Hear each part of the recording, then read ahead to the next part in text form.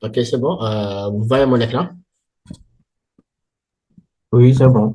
Ok, donc là, en fait, on va faire donc la première présentation donc, de ce training-là, donc les fondamentaux du DevOps. Donc, durant en fait, sur cette présentation-là, on va essayer de parler essentiellement de ce qu'est le DevOps et ainsi de suite. Donc, bon, là, en fait, j'ai déjà fait ma présentation, c'est pas la peine de le refaire, donc, sur ça. La présentation, on va vous la partager après. Et donc, du coup, vous pourriez, en fait, il y aura mon mail personnel dessus, sur le slide, et voilà, les gens qui veulent me suivre sur les réseaux sociaux. Donc, comme je l'ai dit, sur tous les réseaux sociaux, c'est MM qu'à moi. Donc, en fait, c'est pas compliqué pour moi. Donc, du coup, bon, donc, en fait, cette présentation, donc, c'est en fait en collaboration avec la technologie de Pablo. Et je pense qu'après, si, à la fin, donc, de la session, il pourra faire une présentation de la technologie, ce qu'ils font, et ainsi de suite. Donc, pourquoi le DevOps? C'est quoi le problème? Qu'est-ce qui a fait aujourd'hui qu'on parle de DevOps? Et pourquoi aujourd'hui on parle beaucoup de DevOps? Il faut comprendre qu'il y a quelques années de cela, donc, disons, à l'époque de nos professeurs ou bien à l'époque de nos parents ou bien même un peu au moment où moi j'ai commencé à faire du développement, les développeurs, les opérationnels, quand je parle des opérationnels, c'est l'équipe infrastructure, l'équipe système, ils travaillent séparément. Donc, chacun était sur son silo. Chacun était sur son silo. En fait, le silo, c'est un peu donc dans son bulle et il faisait ce qu'il avait à faire. N'est-ce pas? Que ce soit le développeur ou bien que ce soit l'opérationnel. Chacun était dans son silo, faisait ce qu'il avait à faire sans pour autant que l'autre puisse savoir ce qui s'est passé. Donc, en fait, le développeur dans son coin, il faisait son travail d'ajouter de nouvelles fonctionnalités, de faire des créations de bugs, de maintenir des applications, de faire son travail de développeur normal, n'est-ce pas?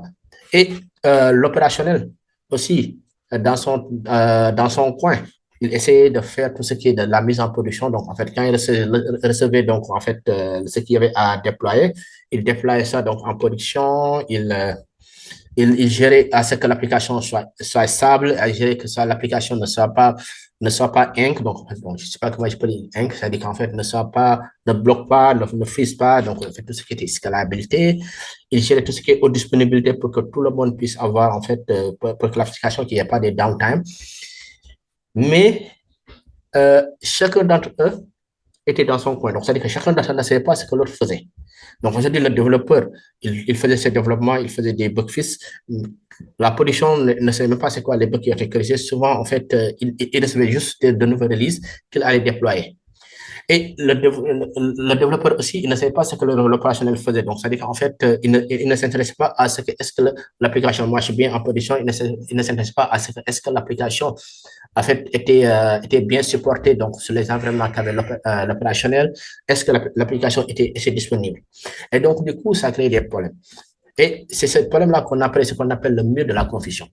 Le mur de la confusion, c'est quoi? Donc, c'est ce mur-là qui a été créé entre les différentes entités qui travaillent dans le domaine du DevOps. Donc, en fait, il y a les développeurs qui étaient dans leur coin, les opérations qui étaient dans leur coin et qui ne communiquaient pas.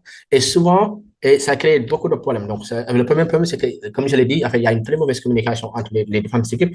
Et il y avait le fameux ça marche chez moi. Le fameux ça marche chez moi, c'est que souvent, quand l'opérateur disait l'application ne marche pas en production, il y avait toujours ce premier message qu'il mettait dans le chat, en tout cas, ça marche chez moi. Et ce fameux schéma-là faisait que le développeur n'était pas bien impliqué dans ce qui se passait à la production et l'opérationnel ne s'intéressait pas à ce qui se passait en fait, chez le développeur. Et donc, du coup, quand il y avait des bugs ou bien quand il y avait des problèmes, personne ne savait où situer les responsabilités. Et naturellement, comme je l'ai dit, c'est cette part de responsabilité qui est la dernière partie. Donc, cette partie où chacun ne se sentait pas responsable disons, de l'application parce que chaque fois se disait, en tout cas, moi, mes serveurs marchent pour l'opérationnel. Le développeur dit, en tout cas, moi, j'ai développé l'application et chacun ne prenait pas le temps de travailler en équipe. C'est là où est né le DevOps. Le DevOps, c'est ce principe-là. Donc, en fait, c'est né vers les années 2001, donc au début des années 2000. Et c'est là où le principe de dire, écoutez, il faut qu'on arrête chacun de dire de rester dans son coin et d'essayer de travailler ensemble. Travailler ensemble veut dire quoi? Donc, ça veut dire qu'en fait, on va essayer de mieux communiquer. On va essayer de savoir ce que le développeur essaie de savoir ce que l'opérationnel fait et l'opérationnel va essayer de savoir ce que le développeur fait.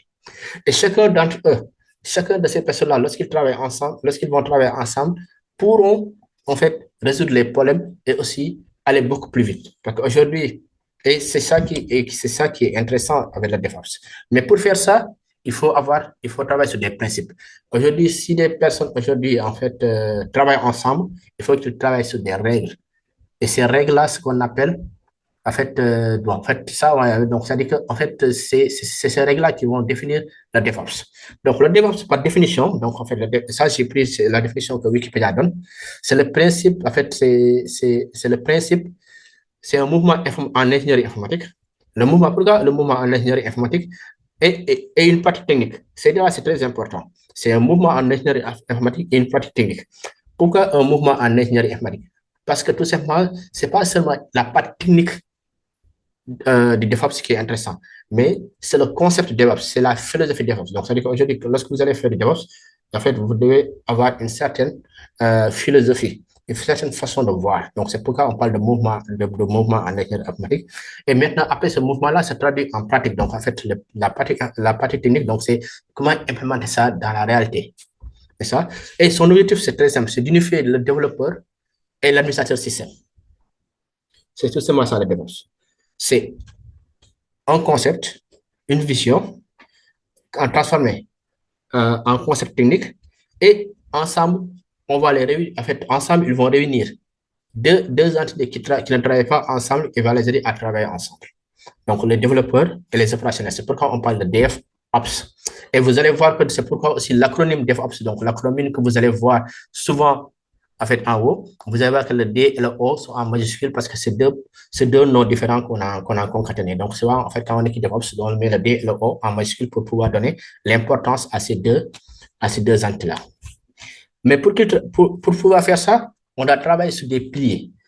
On doit travailler, comme je l'ai dit, c'est d'abord le DevOps, avant qu'il soit technique, c'est un concept. Donc, en fait, c'est une vision. Donc, en fait, il faut avoir l'esprit de DevOps. Cet esprit de DevOps est basé sur le principe calme. CALMS. Le principe calme, c'est quoi? C'est d'abord avoir la culture DevOps, n'est-ce pas? Automatiser le maximum de choses possibles, avoir l'esprit Lean, mesurer et partager. Donc, on va en parler détail sur chacune de ces choses-là, mais c'est très important. Donc, c'est ces bases-là qui permettent aujourd'hui, qui soulèvent un peu le DevOps. C'est ces bases-là qui font que tout ce qu'on fait sur le DevOps est sur la base du calme. Donc, en fait, avoir cette culture-là, d'avoir une vision et une façon de travailler qui respecte donc le principe DevOps, maximiser le maximum de tâches possibles, donc en fait, automatiser le maximum de tâches possibles, éviter tout ce qui est manuel, Lean, optimiser, en fait, optimiser les process, mesurer pour quantifier ce qu'on a fait, et naturellement, vu que c'est des entités différentes qui travaillent ensemble, le partage. Culture DevOps. Donc là, il s'agit donc c'est une culture d'équipe collaborative où les équipes de développement et d'exploitation collaborent de manière transparente pour atteindre des objectifs communs. Donc là, c'est important. Donc, c'est-à-dire qu'en fait, il y a cette manière de collaboration transparente. Quand je parle de collaboration transparente, c'est qu'aujourd'hui, le développeur doit avoir une vision correcte, une vision concrète de l'opérationnel. Donc, savoir, aujourd'hui, je vais donner un exemple. Supposons aujourd'hui qu'il faut déployer une application Java. Le développeur aujourd'hui doit savoir que l'entreprise a, supposons, un cluster de 3 nodes. Donc, il doit s'assurer à ce que l'application qu'il va développer puisse tenir sur ces 3 nodes-là. Et que les 3 nodes-là puissent avoir la puissance nécessaire pour maintenir l'application. L'opérationnel aussi doit savoir qu'ils vont utiliser du Java. Ils vont utiliser la version, par exemple, supposons 11 ou bien la version 17 de Java. Et que utiliser cette version-là implique certaines conditions de travail, un minimum au niveau opérationnel. Et donc, du coup, c'est cette transparence dont on parle. Donc, c'est qu'en fait une communication transparente entre les différentes équipes pour que chacun puisse comprendre les limites de chaque partie et ainsi donc pouvoir faire un déploiement de qualité. L'automatisation. Pourquoi on parle d'automatisation? L'automatisation, c'est que vu que Euh, il y a des équipes qui travaillent continuellement, mais ici, il y a un travail répétitif. Donc, aujourd'hui, quand on déploie une application, on ne déploie pas une application et on va se coucher. Et on redéploie dans 5 ans ou 10 ans. On n'est plus dans ce monde-là. Aujourd'hui, on est dans un monde où euh, chaque semaine, chaque 2 jours, chaque 3 jours, il y a une nouvelle fonctionnalité qui arrive. Parce que il y a beaucoup de concurrents, il y a beaucoup de, il y a, en fait, il y a beaucoup de problèmes de sécurité, il y a beaucoup de fonctionnalités, il y a beaucoup de retours clients, les clients sont beaucoup plus connectés, donc du coup, il faut corriger les bugs, il faut ajouter des fonctionnalités pour être concurrent, il faut corriger les problèmes de sécurité pour ne pas se faire, pour ne pas, excusez-moi, pour ne pas être hacké. Donc, du coup, il y a un travail répétitif de déploiement, il y a un travail répétitif de développement de tests qui se fait. Et donc, vu que c'est des tâches répétitives, on est tous des êtres humains. Il n'y a que Dieu qui ne se trompe pas. Et on peut se tromper sur ces tâches. Mais ce qu'on peut faire, c'est que si on sait exactement ce qu'on a à faire, on peut l'automatiser. Donc, c'est-à-dire qu'on peut écrire des scripts, on peut écrire des robots qui vont faire ce travail-là à notre place. Et faire ce travail-là à notre place va nous permettre d'aller plus vite, va permettre d'aller, mais aussi de diminuer les erreurs de déploiement et les contraintes de déploiement. Donc, en fait, on peut faire des scripts pour vérifier est-ce que tous les requirements pour que avant le déploiement sont corrects. Donc, le serveur a le minimum de RAM, le minimum de CPU, la bonne version de l'application, et ainsi de suite avant de déployer. Vérifier que tous les tests unitaires ont été exécutés, vérifier que la qualité du code est OK, et ainsi de suite avant de déployer. De telle sorte qu'on est sûr que quand on déploie, on a déjà 90% donc, des risques que ça plante euh, ont été dégagés. Et on va le faire avec moins de temps parce que le serveur, en fait, ou bien le robot, va faire prendre moins de temps pour faire ce genre d'exercice-là. L'optimisation. L'optimisation, il vient juste après l'automatisation. Comme je l'ai dit, optimiser. C'est-à-dire qu'aujourd'hui, quand on travaille dans le monde DevOps, quand on travaille dans le monde du cloud, il y a beaucoup de on parle beaucoup de microservices, donc on parle beaucoup d'applications qu'il faut développer. Donc, une application de e-commerce peut facilement prendre 6 microservices. Certains seront plus utilisés que d'autres. Et donc, du coup, il faut savoir optimiser les process, il faut savoir optimiser les coûts. Aujourd'hui, si cette optimisation n'est pas faite, rapidement, financièrement, ça peut impacter l'infrastructure.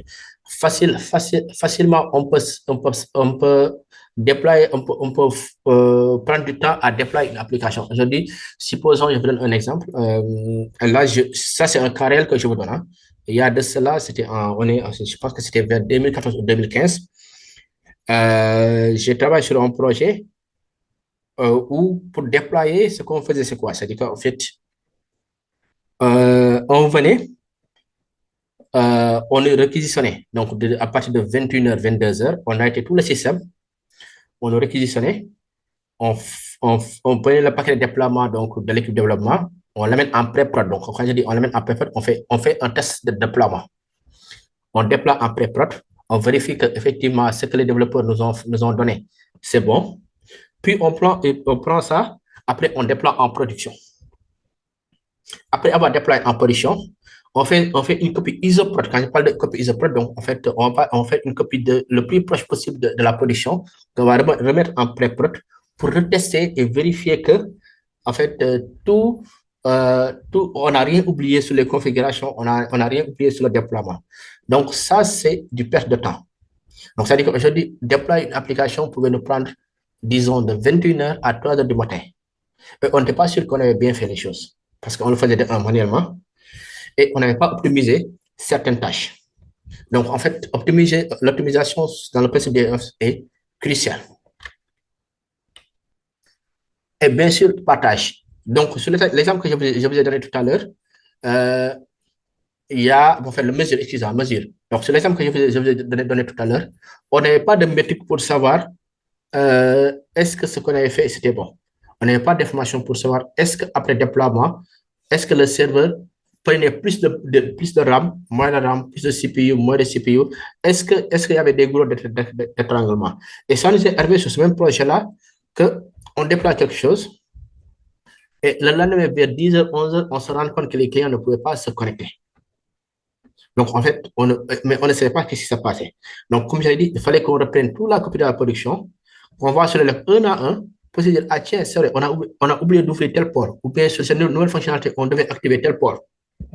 Et vu qu'on n'avait pas cette information-là qui a été remontée par les outils de mesure, en fait, on a perdu 2 heures, 3 heures, 4 heures de temps pour trouver l'information. Donc, en fait, avoir des outils de mesure pour quantifier donc les erreurs et aussi pour donner, pour savoir quels sont les processus qui plantent le plus, quels sont, en fait, et prendre savoir quels sont les processus qui plantent le plus, quels sont les processus qui prennent du temps, quels sont les processus, quelles sont les erreurs qui sont le plus faites pendant les déploiements. Donc, ça, c'est des mesures qu'on doit avoir et ces mesures-là vont nous permettre de nous améliorer. Et naturellement, donc, ce qui fait qu'aujourd'hui le DevOps marche bien, c'est le partage. Quand deux entités travaillent ensemble, il faut qu'ils partagent. Quand deux entités travaillent ensemble, il faut qu'ils communiquent. Et ça, c'est important. C'est-à-dire qu'aujourd'hui, euh, chaque entité, que ce soit l'entité de développement et l'entité opérationnelle, doivent sortir de leur, en fait, doivent arrêter d'être sur leur silo, doivent sortir de leur coquille et commencer à comprendre ce que les autres font. Aujourd'hui, un développeur doit comprendre ce que le QA fait, le QA doit comprendre ce que le développeur fait, le développeur doit comprendre ce que l'opérationnel fait, l'opérationnel doit comprendre ce que le développeur fait, et ainsi de suite. Toutes ces équipes-là forment aujourd'hui une seule équipe homogène. Et pour que cette équipe homogène puisse avoir, il faut partager, il faut avoir des librairies, des livres de documentation qui seront créés. Et en fait, il faut avoir une base de connaissances qui est accessible à tout le monde, que les gens vont utiliser pour mieux comprendre le déploiement, pour mieux comprendre le développement, et ainsi de suite. Donc, en gros, c'est ça, en fait, les piliers du DevOps. Donc, c'est-à-dire qu'en fait, ce qui fait aujourd'hui que le DevOps est le DevOps, c'est que c'est ces concepts-là qui ont été définis et c'est ces concepts-là qui sont tout le processus du DevOps qui doivent être respectés. C'est-à-dire qu'aujourd'hui, lorsqu'on commence le projet, le chef de projet, l'opérationnel doit pouvoir savoir que le projet a commencé et que ce projet-là, c'est un projet qui doit être déployé par exemple sur du Kubernetes ou bien sur du on-premise ou bien sur du AWS ou bien sur du cloud. Euh, lorsque le TSD, donc le document technique, est déployé et mis en place, l'infrastructure doit savoir qu'en cas, en fait, ils vont utiliser du Java, ils vont utiliser du Java 11, ou bien ils vont utiliser du Java 17, ou bien ils vont utiliser du Ruby, ou bien du Python. De telle sorte à ce que lui aussi, il puisse savoir, en tout cas pour l'infrastructure, en tout cas, en fait, pour avoir du Python, il nous faut ça, ça, ça, ou bien pour avoir du Ruby, il nous faut ça, ça, ça, et ainsi de suite. Et donc, ce travail de collaboration-là, qui fait que donc, le pli est calme du DevOps. Donc, en fait, où tous les équipes communiquent ensemble jusqu'à la fin du projet. Bon, je ne sais pas s'il y a des questions par rapport jusque là où on en est. Est-ce qu'il y a des questions par rapport à ce principe calme?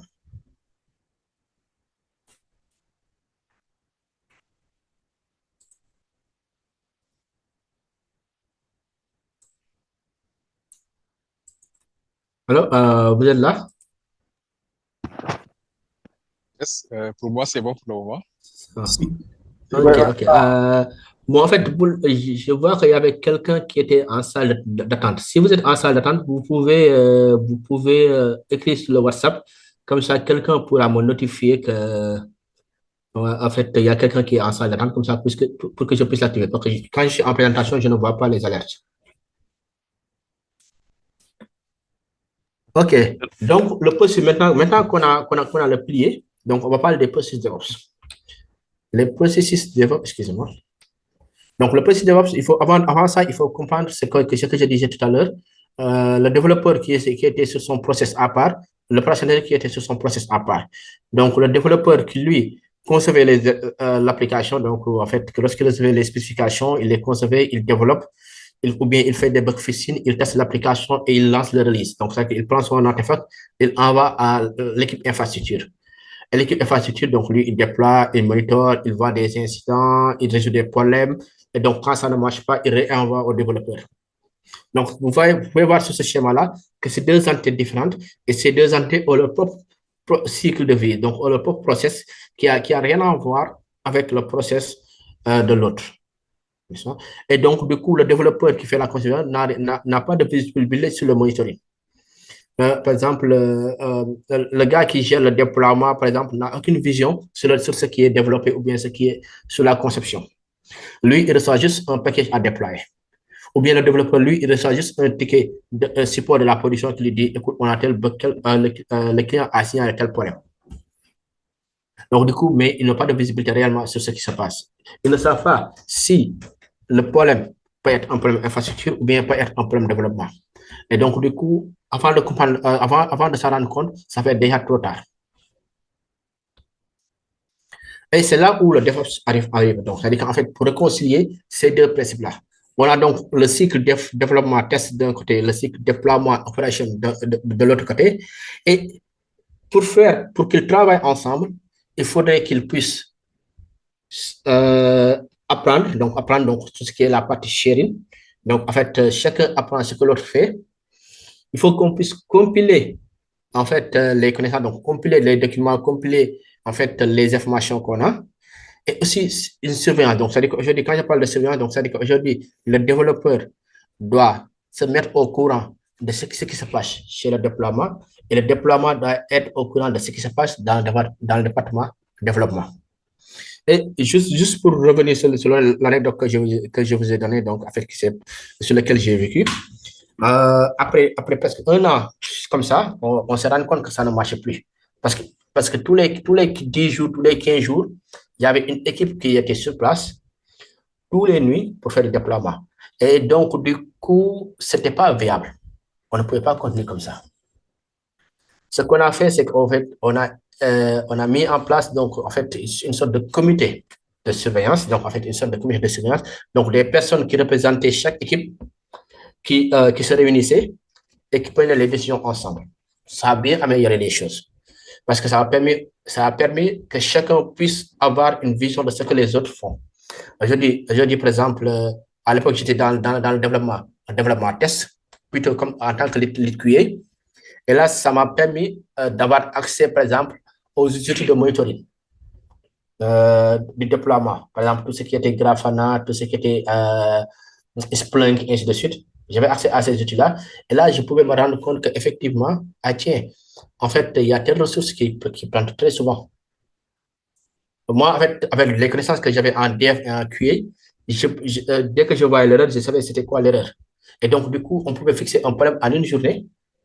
N'est-ce pas que le déploiement même ne pouvait pas se rendre compte parce qu'il ne savait même pas que c'était une erreur, par exemple. Et le déploiement aussi, ça les a permis de comprendre ce que nous faisions du côté côté QA développement. Donc, ça les a permis de savoir qu'effectivement, il y a des tests qu'on faisait. Il me dit, attention, ce test-là, il faut acheter telle chose sur le test QA. Comme ça, nous, lorsqu'on a cette information-là, on pourra savoir comment gérer côté déploiement. Et ça a beaucoup amélioré les choses. Donc, c'est-à-dire qu'en fait, il y a cette partie compilation, information, surveillance. Donc, chacun, bon, quand je dis surveillance, c'est pas que fliquer, mais plus monitorer, en fait ce que l'autre équipe fait et apprendre. Apprendre, c'est-à-dire qu'en fait, essayer de comprendre ce que les autres font, essayer de faire du déploiement, et ainsi de suite. Et naturellement, en fait, c'est ce cycle-là qui a formé le cycle, le boucle infini de DevOps. Le boucle infini de DevOps, c'est ce boucle-là, en fait, en forme de 8 infini, le 8 infini là du DevOps, le 8 couché de mathématiques qui signifie l'infini. Donc, en fait, il y a ce cycle-là qui ne finit jamais. Tant que y a l'application, tant que l'application est en vie et en fait, continue à être en production, ce vide-là ne finit jamais.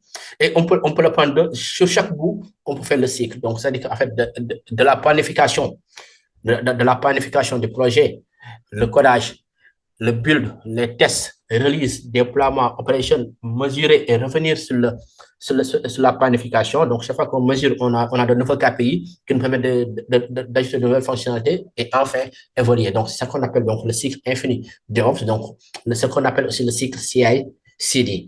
Le cycle CI/CD qui veut dire Continuous Integration, Continuous Development ou bien Continuous Delivery. Ça, donc ça, je vais m'attarder un peu sur ça. Donc le Continuous Integration, c'est cette partie de DevOps où les gens, où on fait la partie purement développement. Donc, on fait de l'intégration technique. Donc, on planifie, on code, on build, on teste, on fixe des bugs, on revient sur le test, on fixe des bugs, on revient sur le test, jusqu'à ça marche, on va en release. Et quand on parle en release, vous voyez que la planification et la release sont sur le même principe. Donc, ça veut dire que c'est cette partie que les deux partagent. Le déploiement comprend bien ce qui se passe au niveau, en fait, le développeur comprend bien ce qui se passe au niveau déploiement et fait des releases en adéquation avec le déploiement. Et aussi, le déploiement comprend très bien ce qui se passe côté intégration et fait des tickets support et des releases et des demandes d'amélioration par rapport à ce qui se passe côté intégration. Et donc, ce croisement-là, qui est le plan et les releases, qui fait donc la jonction entre les deux. Et bien sûr, après, on fait le cycle complet, on revient sur le monitoring pour repartir, ainsi de suite. Donc, c'est ça qu'on parle, le CI/CD, donc en fait, le continue integration, donc la partie intégration, le contenu deployment ou bien le contenu delivery. Pourquoi le contenu de déploiement? Le contenu de déploiement, c'est le fait de déployer en continu. Le fait de déployer en continu, ça dit quoi? Ça dit qu'aujourd'hui, comme je l'ai dit tout à l'heure, on va automatiser tout le process jusqu'à ce que l'application soit en production, démarrée sur le port où maintenant tu peux prendre ton adresse DNS ou bien adresse IP port et tu y accèdes. Ou bien le contenu delivery, donc ça dit qu'en fait, on package l'application, on le met quelque part et on l'utilise au besoin. Donc ça dit qu'en fait, quand l'équipe déploiement a besoin de package, il va juste le récupérer et déployer. Donc c'est ça pourquoi on parle de déploiement et de delivery. Est-ce qu'il y a des questions sur cette partie-là avant qu'on passe au suivant?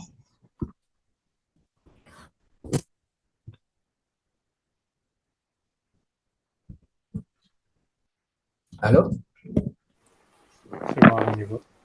C'est bon, hein? Pour moi, c'est bon. Oui, c'est bon. Super, Pour moi, super. c'est clair.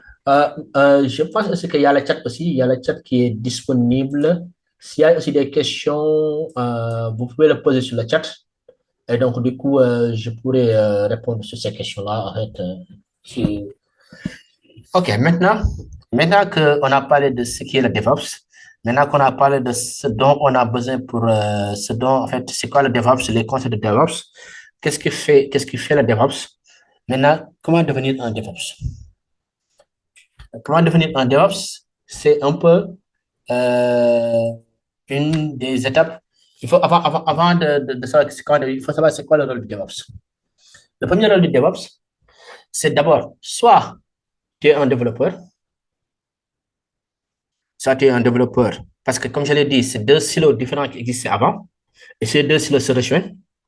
Donc, ça dit que soit tu es un développeur et tu as tendance à aller à tirer vers l'opération, donc en fait, un développeur qui devient donc DevOps, soit tu es excusez-moi, soit tu es un opérationnel qui veut devenir DevOps. Donc, c'est-à-dire que c'est quelqu'un qui est un administrateur système, un administrateur réseau, qui va commencer à tirer vers le dev, donc pour devenir un DevOps. Ou bien maintenant, et ça, c'est les premiers DevOps en quelque sorte. Parce que c'est des personnes qui se convertissaient, donc en fait, des gens qui étaient soit développeurs, soit opérationnels, qui tendaient vers le métier de DevOps. Donc, c'est des gens qui étaient très bons en développement, qui vont tendre vers l'opérationnel, ou bien des gens qui étaient très bons en opérationnel et qui tendent pour devenir DevOps. Mais aujourd'hui, on a une nouvelle tendance. Cette nouvelle tendance, c'est des gens qui sont des DevOps et qui ne font que du DevOps. Et c'est là où c'est intéressant parce que l'approche qu'on va faire pour devenir DevOps, que tu sois développeur, que tu sois opérationnel, ou bien que tu sois quelqu'un qui va aller faire du DevOps directement, est différent. Ce que je vais dire là, donc en fait, ce que je vais dire là, c'est mon avis personnel. On ne peut pas faire du DevOps sans avoir une notion de développeur, sans avoir une notion d'opérationnel. Ce n'est pas possible. Il faut toujours que vous ayez au moins un certain background de développement, un certain background opérationnel pour faire du DevOps. Mais ce n'est pas obligatoire. Hein. Maintenant, le métier de DevOps, c'est un métier qui a été beaucoup revu, donc en fait, disons, ces 2 décennies. Et ça a beaucoup évolué. Donc, c'est-à-dire qu'aujourd'hui, on voit de plus en plus des personnes qui ne sont pas des développeurs en tant que tels, qui ne sont pas des administrateurs système en tant que tels, mais qui sont très bons en pipeline CI/CD, par exemple. Ou bien des gens qui sont très bons en cloud AWS, mais qui n'ont pas certaines bases d'administration système, ou bien qui n'ont pas certaines bases de développement.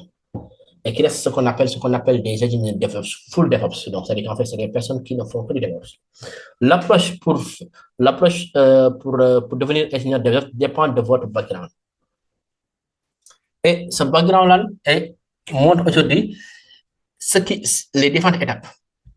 La première étape, comme je l'ai dit, c'est en fait, être un développeur et avoir des notions d'opérationnel, mais être un opérationnel, avoir des notions de développement. Et là, ce qui est intéressant ici, c'est que là, il faut apprendre à faire de la programmation. Quand je dis qu'il faut apprendre à faire de la programmation, donc ça veut dire qu'en fait, je ne parle pas de faire du Java avancé ou bien du Python avancé, et ainsi de suite, mais au moins de comprendre, de pouvoir récupérer un code Java, de pouvoir le compiler, de pouvoir builder, d'avoir un jar, ou bien d'avoir un artefact, d'exécuter les tests unitaires, de pouvoir exécuter un jar, et ainsi de suite, ou bien d'installer des modules. Au-delà de ça, la personne doit avoir des notions de sysadmin. Quand je parle de sysadmin, d'administration système. Et comme je l'ai dit, avoir de très bonnes notions sur Linux, Unix. Donc, maîtriser les bases de Linux, maîtriser le CLI, comprendre le shell, les commandes de shell. Donc, en fait, pour comment les commandes de shell, donc, pour écrire des scripting sur du CLI, donc, on va faire des scripting en Linux, pouvoir déployer des packages et maintenir les paquets de Linux. Après ça, il doit maîtriser tout ce qui est virtualisation et containerisation. Aujourd'hui, on est sur cette tendance-là de pouvoir optimiser les coûts et donc le coût d'installer plusieurs applications sur le même serveur, bien sur le même node. Donc, en fait, maîtriser au moins un conteneur ou bien maîtriser la virtualisation et comprendre comment faire de la containerisation, comment orchestrer des conteneurs entre eux, et ainsi de suite. Avoir des notions en networking. Pourquoi avoir des notions en networking? Euh, Parce que en tant que DevOps, vous aurez à déployer des applications et ces applications doivent pouvoir communiquer entre eux et communiquer avec l'extérieur. Donc, il faut savoir pouvoir mettre en place en fait, une base de données, mettre en place des caching, mettre en place des web services, mettre en place du load balancing, comprendre comment fonctionnent les load balancing, comment fonctionnent les proxys, comment fonctionnent les pare-feux logiciels, les pare-feux matériels, les proxys, le proxy chain, et ainsi de suite. Et ça, c'est un travail qui est très lié à l'administration système, mais qui est très network aussi. Donc, savoir comment communiquer, comment les applications communiquent entre eux et comment ils communiquent avec l'extérieur. Après, il faut faire de l'infrastructure as a service. Donc, quand je parle de l'infrastructure as a service, c'est du provisioning. Savoir gérer votre matériel. Donc, savoir configurer, par exemple, aujourd'hui, supposons, je vous donne un exemple. Hein. L'entreprise où je travaille aujourd'hui, on a 500 serveurs. Gérer ces serveurs-là, on a 500 serveurs Linux ou Windows, hein, Windows Server, Windows 2016, 2019, Linux, différents types de Linux, n'est-ce pas? Que ce soit du Ubuntu, du Red Hat, ou bien le Linux de AWS, en fait, celui qui est installé par défaut sur des SE2, n'est-ce pas? En fait, toutes ces choses-là, il faut savoir les gérer. Et bien sûr aussi les clusters AWS, les clusters Kubernetes. Tout cela, il faut savoir les gérer. Et aujourd'hui, si vous n'avez pas une très grande équipe, une seule personne ne peut pas gérer individuellement les serveurs, les mises à jour, tout seul.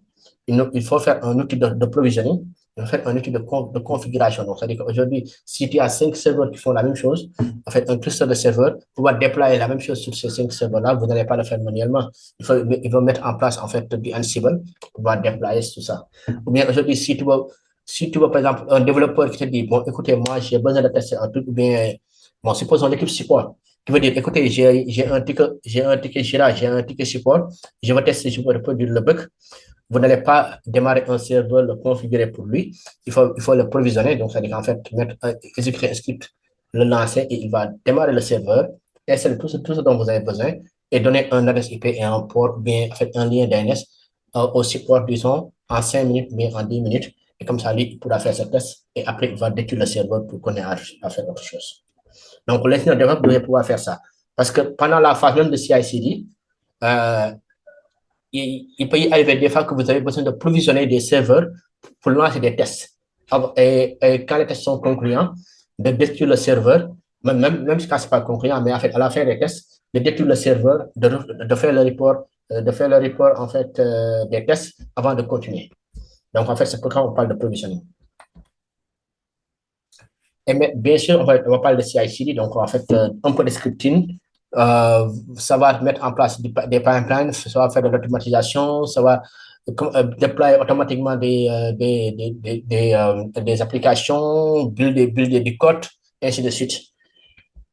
Et aussi, il faut savoir faire du monitoring. Quand je parle il faut savoir faire du monitoring, donc ça veut dire qu'il faut savoir, après avoir déployé, voir que votre application marche bien. Est-ce qu'aujourd'hui, il n'utilise pas beaucoup de RAM, beaucoup de CPU? Est-ce que l'application l'est? Donc, du coup, en fait, devoir faire du monitoring, voir comment ça marche, n'est-ce pas? Voir les rocs, regarder les performances pour pouvoir remonter des tickets ou bien des améliorations sur le serveur. Et bien sûr, maintenant, en fait, plus personne n'utilise de serveurs on-premise. Donc, les gens utilisent plus des serveurs cloud. Donc, en fait, c'est les serveurs cloud. Donc, c'est des serveurs qui aujourd'hui, en fait, sont positionnés et sont lancés automatiquement. Donc, que ce soit sur AWS, que ce soit sur Google Cloud, ou que ce soit sur DigitalOcean, et ainsi de suite. C'est ça. Et bien sûr, c'est ça qui fait le cycle carrément sérieux. Donc, les connaissances de base. Donc, le DevOps n'a pas besoin d'être un expert sur tout ça, mais d'avoir des notions sur tout ça pour pouvoir interagir avec tous ces différents composants-là. Et pour ça, donc, en fait, il y a plein d'outils. Quand je parle de plein d'outils, c'est vraiment, il y en a beaucoup d'outils à savoir pour faire ça. Mais on n'a pas besoin de créer tous ces outils-là. On n'a pas besoin de savoir tous ces outils-là. Il y a quelqu'un sur le chat. On n'a pas besoin de savoir tous ces outils-là, mais on met savoir quelques-uns de ces outils. Et donc là, quand je parle de quelques-uns de ces outils-là, donc ça veut dire qu'en fait, pour chaque étape du cycle de DevOps, donc en fait, du pipeline CI/CD, on doit savoir donc comment faire du clustering, en fait, utiliser du Jira, utiliser du Maven pour builder, utiliser du Selenium pour faire des tests unitaires, utiliser Jenkins pour faire de l'automatisation ou bien du CI/CD, utiliser Docker Ansible, AWS pour faire des déploiements, utiliser Ansible pour faire de l'opérationnel, donc comme je l'ai dit, de l'automatisation, ou bien Kubernetes pour faire tout ce qui est montée de charge, utiliser Splunk ou bien Nagios pour tout ce qui est monitoring, et ainsi de suite, et reprendre le cycle de vie. C'est ça. Et donc là, vous pouvez voir qu'en fait, on a déjà réduit, mais pour nous, pour notre cas, ce que je vous recommande aujourd'hui, c'est vous n'avez pas besoin d'apprendre tout ça. En fait, Python aujourd'hui, c'est disons le langage de prédilection en fait côté DevOps, parce que il est déjà orienté objet pour faire tout ce qui est la partie développement d'application, mais aussi il permet une partie scripting. Et cette partie scripting là, aujourd'hui en fait est beaucoup utilisée donc dans le monde de DevOps. Il y a aussi Go, donc en fait qui est mis en place par Google et qui est Golang et qui aujourd'hui en fait beaucoup d'applications dans le monde du DevOps, surtout Kubernetes, est développé par exemple en Go. Et les modules de déploiement, les modules de Kubernetes aussi, vous allez les écrire en Go, et ainsi de suite. Donc, il y a beaucoup d'applications aujourd'hui, en fait, qui utilisent ces deux langages qui prennent du PO, donc de la programmation orientée objet, mais aussi du scripting. Mais naturellement aussi, si votre application, votre entreprise n'utilise pas ces deux systèmes-là, ces deux langages de programmation-là aussi, il faut aussi que vous maîtrisez au minimum savoir comment builder et exécuter donc en fait l'application dans la langage, par exemple si vous faites du Java, comment lancer le jar, comment builder Maven et ainsi de suite pour au moins pour pouvoir faire le cycle CI/CD. Côté administration système aussi, il est important de savoir tout ce qui est Linux. C'est important d'autant plus qu'aujourd'hui en fait tous les serveurs tous les outils DevOps que vous allez utiliser marchent sur du Linux. Bon, ils marchent aussi, il y en a qui marchent sur du Windows, mais ils ont été conçus presque sur du Linux. Donc, en fait, avec des outils Linux, donc ils marchent mieux sur du Linux. Et des fois même, en fait, s'il y a de nouvelles fonctionnalités ou bien s'il y a une nouvelle release, il est fait sur Windows, en fait, il est fait sur Linux avant d'être fait sur Windows. Comme par exemple, je vais prendre le cas de Docker. Docker, longtemps, en fait, il ne marchait que sur des environnements Linux. C'est après maintenant, en fait, avec le Docker Desktop, qu'on a commencé à faire du Docker sur du Windows et ainsi de suite. Et aussi, bon, en fait, le kernel utilise le kernel Linux, ainsi de suite. Kubernetes, la même chose. Là, en fait, on l'installe souvent sur du Linux, ainsi de suite. Et toujours en venant sur ces deux-là, donc, en fait, là, tout ce qui est orchestration et containerisation. Donc, là, en fait, les deux qui sont en vogue actuellement, c'est Docker et Kubernetes. Il faut savoir que Kubernetes ne vient plus par défaut avec du Docker. Il supporte tous les autres containerisations, mais Docker reste quand même le numéro un. C'est bon de voir maintenant si vous voulez tester vos applications avant d'aller en production, parce que bon, voilà, la production, ça coûte un peu cher. Donc, on peut pas faire là, c'est des instances Kubernetes comme ça, sur le cloud. Donc, il est important de lancer, de faire du VirtualBox, d'utiliser VirtualBox, par exemple, sur votre instance en local, Vagrant ou bien Proxmox pour pouvoir tester en local, ou bien si vous avez votre lab chez vous, pouvoir tester, en fait, avant d'aller en production. Et, en fait, l'infrastructure as a service. En fait, bon, l'infrastructure as a service n'est pas vraiment le bon terme, mais c'est plus aujourd'hui du provisioning.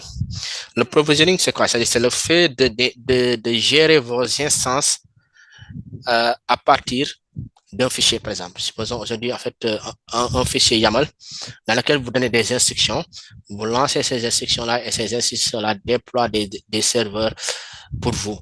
Et bien sûr, vous avez ce qu'on appelle le state de ces serveurs. Donc, vous savez exactement à un temps défini, par exemple, quels sont les serveurs qui ont été déployés et vous pouvez réutiliser donc en fait cette là pour pouvoir redéployer, ou bien décommissionner, ainsi de suite, avec Terraform ou bien Ansible pour installer des packages, ainsi de suite.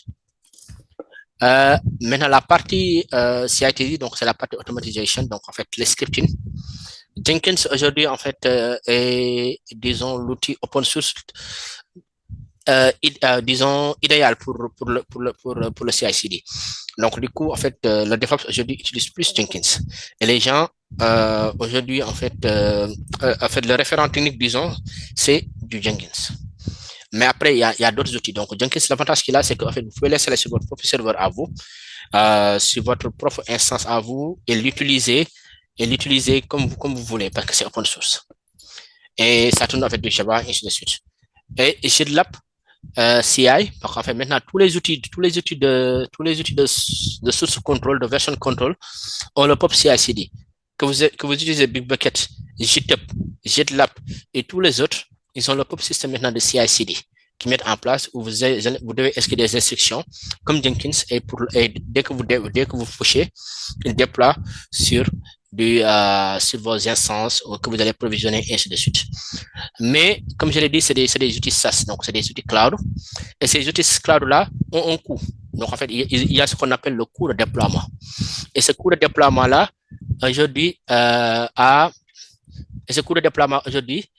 impacte en quelque sorte, en fait, la partie financière de votre infrastructure. Donc, du coup, l'option d'utiliser Jenkins peut permettre aujourd'hui d'optimiser, disons, en fait, la partie CI/CD. Le monitoring. Lorsque vous déployez une application, lorsque vous déployez des serveurs, naturellement, il faut savoir regarder comment ils fonctionnent. Que vous ayez un serveur, que vous ayez en fait, un cluster Kubernetes, que vous ayez des serveurs on-premise, et ainsi de suite, il faut regarder comment les applications fonctionnent dessus. Est-ce qu'ils utilisent beaucoup de mémoire? Est-ce qu'ils utilisent beaucoup de CPU? Est-ce qu'il n'y a pas un process qui bouffe beaucoup de qui? Est-ce qu'il n'y a pas même un script SQL qui bouffe beaucoup de mémoire? Et ainsi de suite. Lorsque ces informations-là sont remontées, de pouvoir créer un ticket qui va revenir au côté D pour optimiser, et ainsi de suite. Mais aussi, tout ce qui est login, tout ce qui est log, tout ce qui est regarder en fait, est-ce qu'il n'y a pas des erreurs sur les logs ou bien de prévenir des bugs. Donc, c'est-à-dire qu'aujourd'hui, supposons, je vous donne un exemple. Bon, comme je vous l'ai dit, hein, en fait, maintenant, j'ai changé plus ou moins de carrière pour devenir auditeur. Et en tant qu'auditeur, il m'arrive en fait, d'auditer en fait des systèmes CI/CD. Hein. Et quand on audite des systèmes CI/CD, il y a une partie essentielle, c'est la gestion des logs. Est-ce que les logs sont bien monitorés? Est-ce qu'aujourd'hui, en fait, ils ont mis en place un système ELK qui va aller récupérer les logs, les lire et pouvoir détecter, par exemple, s'il y a des erreurs 500, des erreurs 408, des erreurs 404, des erreurs 300, en fait, bon, 300 même, c'est pas une erreur, et ainsi de suite. Donc, en fait, des erreurs pour dire, ah, tiens, il y a des utilisateurs qui essaient d'utiliser l'application et qui ont l'erreur 500, par exemple. Ou bien il y a des utilisateurs qui utilisent l'application qui ont des erreurs 404, et ainsi de suite. Pourquoi ces erreurs-là? Et donc, d'être proactif. Donc, c'est ça qu'on appelle du monitoring continu. Et bien sûr, en fait, pour terminer, plus personne presque n'utilise de on-premise. Donc, les entreprises maintenant ont tendance de plus en plus à aller vers le cloud. Quand je dis ils vont vers le cloud, c'est-à-dire qu'en fait, ils utilisent donc des infrastructures qu'ils louent à l'heure, donc à la seconde même, des fois, et qu'ils vont utiliser pour les permettre d'avancer, de déployer donc des instances, de provisionner des serveurs, et ainsi de suite. Donc, connaître le cloud provider de votre entreprise, c'est idéal. Aujourd'hui, en fait, le top 1, c'est AWS, qui est très, très utilisé. Et même aujourd'hui, en Afrique de l'Ouest, il est de plus en plus utilisé et chercher quelque chose.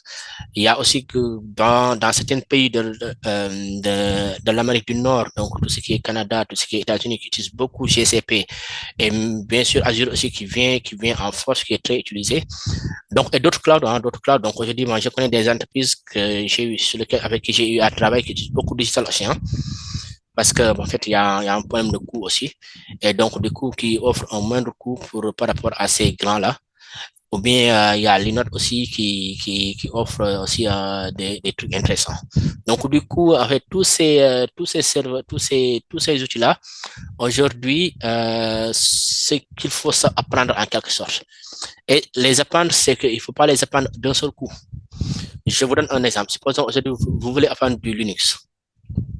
Si vous voulez apprendre du Linux, vous n'allez pas apprendre du Linux à part, après revenir apprendre, par exemple, de la virtualisation.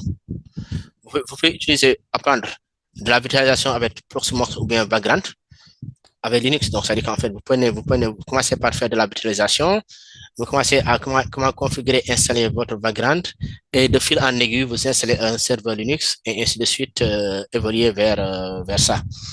Et c'est la même chose aussi pour la programmation, c'est-à-dire qu'en fait, vous ne pouvez pas rester savoir et apprendre du Python. Enfin, il y a un moment où il faut le faire, mais apprendre seulement du Python, après, à un moment, vous pouvez faire du scripting. Tiens, en fait, je vais écrire en cron et utiliser Python au lieu d'utiliser, par exemple, le script shell et ainsi de suite. Et c'est ce genre de choses-là qui vont vous permettre aujourd'hui de pouvoir, en fait, apprendre tous ces outils-là en même temps. Donc, ça dit qu'en fait, utiliser l'un pour faire l'autre, et ainsi de suite. Et là, par exemple, supposons quand vous voulez utiliser du Linux, utilisez Ansible pour déployer un serveur, par exemple, Apache sur du Linux, par exemple, ou bien provisionner, par exemple, lorsque vous voulez utiliser du AWS, provisionner quelque chose, après utiliser Terraform pour provisionner AWS, par exemple, ce genre de choses-là. Donc, du coup, en fait, il y a une façon d'apprendre tous ces outils-là de façon collaborative entre eux, parce que tous, ils sont liés plus ou moins. Donc, du coup, c'est un peu aujourd'hui, pour la journée d'aujourd'hui, ce que je voulais vous présenter pour une introduction à DevOps. Et aujourd'hui, ce qui vous attend aujourd'hui pendant ces 60 heures qu'on va faire avec donc Ratel et moi-même pour la partie en fait, pour ce bootcamp-là. Donc, je ne sais pas, je m'excuse vraiment de la coupure, de la coupure.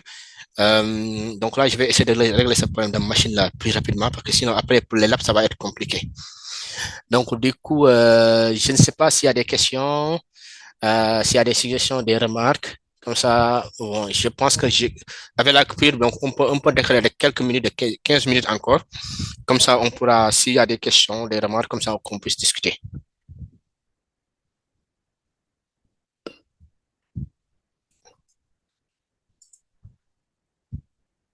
Alors, vous êtes là? Oui, oui, Mahmoud, Oui. on est là. OK. Donc, je ne sais pas s'il y a des questions. Merci beaucoup, merci. En tout cas, c'est clair. Je pense qu'on comprend bien cette coupure, hein. Ça peut arriver, c'est un problème technique. Ça arrive et c'est déjà bien quand même pour aujourd'hui. On a été bien servi quand même pour quand même cette phase d'introduction. J'avais écrit un peu dans le chat et sur la partie, j'avais une question un peu sur les outils. J'ai vu Terraform, Ansible, ainsi de suite. Et à côté, j'ai vu infrastructure as code, as a service. Bon, je me posais la question à savoir si c'était infrastructure as code ou bien as a service. C'est plus emphasis c'est plus emphasis as a coach. C'est-à-dire qu'en fait, c'est ce que je me suis un peu trompé, c'est emphasis as a coach. Je vais coller ça. Ouais. Ouais. Merci beaucoup. Et même cette définition d'emphasis as a coach, c'est bon, oui, c'est vrai, on parle d'emphasis as a coach, mais je préfère le mot provisioning. Donc, en fait, quand je parle de provisioning, c'est plus, voilà, en fait, essayer de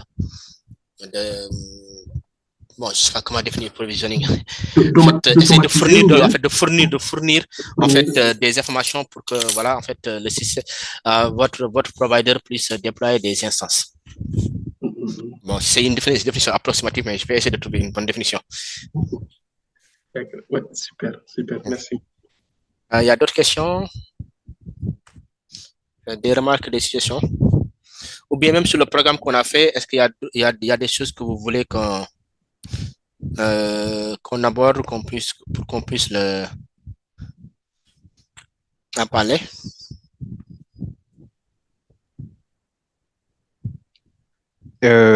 Merci Kamou. Franchement, c'est un excellent programme. Hein. C'est fidèle à ce qui a été partagé par voilà, donc Papiro. C'est excellent.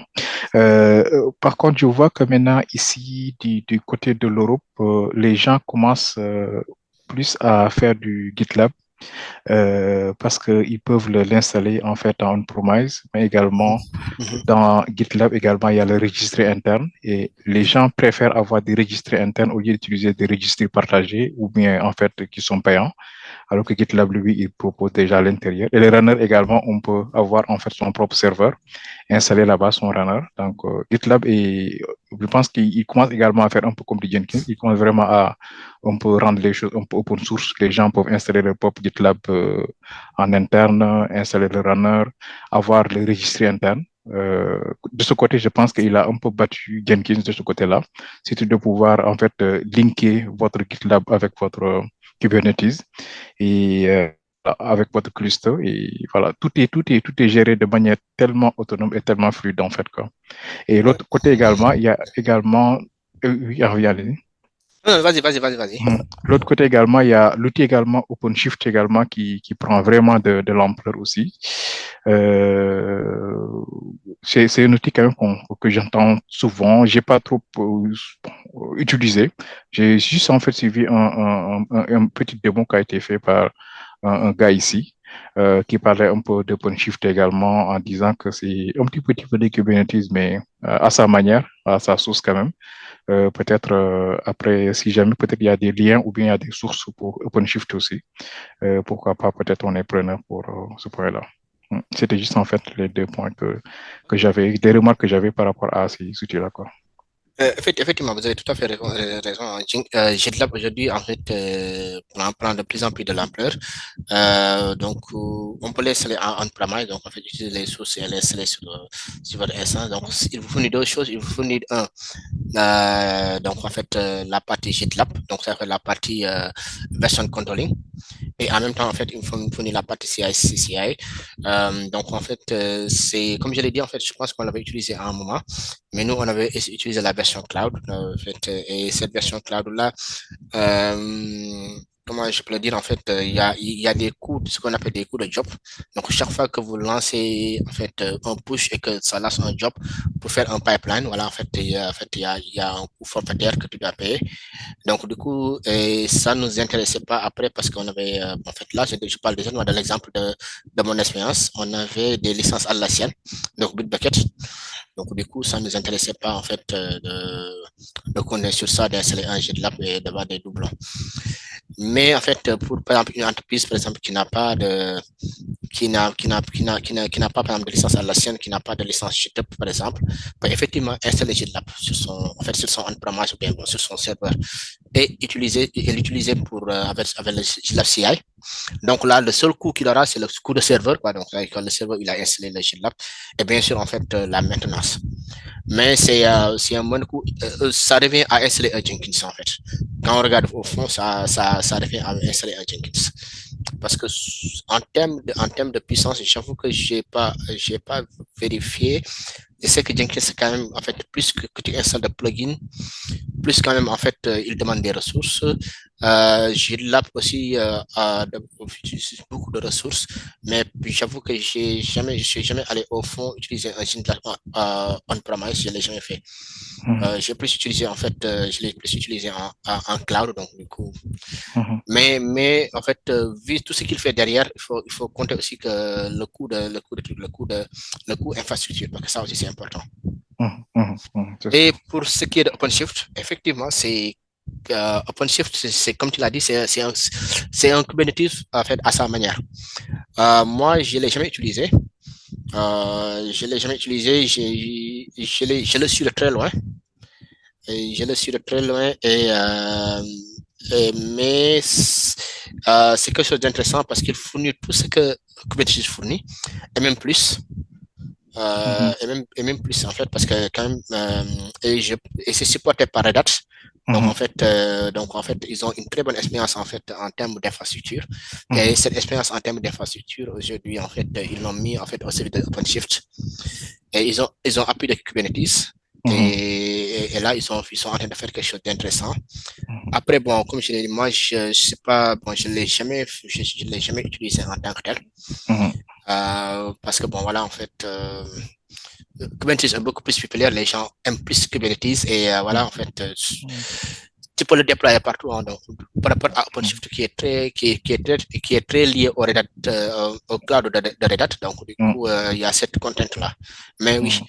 En fait, je pense que quand quelqu'un fait du Kubernetes, il peut facilement faire du OpenShift après, hein, parce que c'est presque les mêmes services et les mêmes commandes.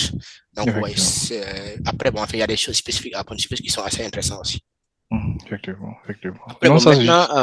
Après, bon, maintenant, pour ce qui est de Jenkins et de GitLab, bon, ça dépend de vous. Hein. En fait, aujourd'hui, si vous voulez, on peut, à la place de Jenkins, on peut faire aussi du GitLab parce que ça va nous permettre aussi au lieu d'utiliser GitHub, d'utiliser un GitLab pour mettre en place notre propre version control et d'installer. Hein. Donc, moi, ça m'en va. Donc, si la majeure partie aujourd'hui sont intéressés par du GitLab, on peut aller sur ça aussi. Hein. Ou bien, s'il le faut, on peut connaître sur le programme qu'on a fait et après, on peut faire un coup d'œil à GitLab et voir comment ça marche. Oui, c'est mieux. Non, on peut garder toujours le même programme parce que c'est un programme intéressant. C'est juste en fait des choses qu'on peut partager comme ça, peut-être que les gens vont. Parce que c'est ce qui est intéressant. Parce que ce qui est intéressant avec GitLab, c'est que la façon dont le pipeline est un peu différent. Mais ça va permettre aussi les autres de voir un peu, en fait, ça va permettre à tout le monde de voir que, voilà, en fait, selon l'outil des fois aussi, le fichier pipeline peut être différent selon les outils, mais le principe reste le même. Hein. Donc, ça va être donc une alternative pour pouvoir faire une comparaison. Effectivement. Donc, c'est pas ce qu'on va faire. On va maintenir Jenkins et après, si on a un peu de temps, on va faire un coup d'œil à GitLab qu'on va utiliser. C'est ça. Ça marche. Sinon, pour OpenSea également, c'est justifié parce que je pense que c'est pas trop gratuit déjà quand même. Oui, c'est pas gratuit. Ouais, c'est ça. Ça également, c'est un truc où, voilà, donc les entreprises préfèrent souvent aussi, voilà. C'est ça. Non, on garde le même programme. Hein, après, bon, de toute façon, s'il y a des outils sur lesquels on peut partager, ça, bon, on est des professionnels, on peut même jeter un coup d'œil, quoi. Je pense même que Pabioro, après, bon, en fait, Pabioro, peut-être que s'il y a d'autres outils, on fait des webinaires en parallèle pour voir s'il y a d'autres outils qu'on peut regarder. Ça peut être intéressant. Ça marche, merci beaucoup. Oui, c'est une très excellente idée. On peut faire ça aussi pour certains outils. Ça marche. Oui, il y a d'autres questions. Des questions, des remarques.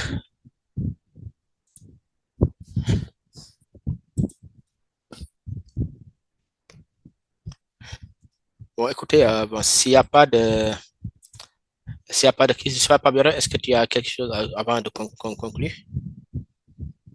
Non, j'ai pas quelque chose à ajouter. Vous pouvez continuer le programme. Aujourd'hui, j'étais juste ici pour l'introduction. Je pense que pour les autres séances, je ne serai pas disponible, mais quand même. Je dis encore une fois, bienvenue à tous et bon courage pour la suite de la formation. Et merci à tous aussi. Ok, merci à tous. Donc, n'hésitez pas aussi si vous avez des questions, en fait, vous pouvez écrire sur le forum WhatsApp. Comme ça, on pourra, en fait, en discuter. Donc, la prochaine séance, c'est le samedi. Donc, on va parler essentiellement, attends, je vais essayer d'ouvrir le programme. On va parler essentiellement donc, en fait, on va parler de virtualisation. Donc là, il faut vraiment que ma machine marche avant ça. Donc là, on va parler de virtualisation. Donc là, j'ai prévu, donc on va faire beaucoup de théories de virtualisation. Donc pour vous donner un avant-goût, donc on va parler un peu des différents types de virtualisation qui existent. Et essentiellement, on va utiliser, bon, je sais que VirtualBox, vous tous, vous connaissez, mais on va plus avoir accès sur du background. Donc utiliser du VirtualBox en ligne de commande, comme ça, pendant les TP, ce sera beaucoup plus facile. Donc c'est ça le programme, donc pour le 6, donc c'est 15h, 18h, je pense. Donc c'est 3 heures de temps qu'on va essayer de faire. Donc pour le site, Inch'Allah. Donc n'hésitez pas à écrire sur le forum. Hein. Donc j'ajoute quelque chose, j'ai créé le lien de Discord, je vous partagerai ça. Ok, super. Donc pour ceux qui veulent discuter à travers le Discord, ils pourront le faire. Ok, super. Ça marche. Ok, merci beaucoup tout le monde. Donc on se donne rendez-vous à samedi. Et pour les gens qui veulent, qui veulent discuter, on a le Discord et on a le WhatsApp. Ça marche. Ok, merci beaucoup. Merci beaucoup, Kamou. Merci, Papiro. Bonne soirée à tout le monde. Bonne soirée. Ok, merci à tous.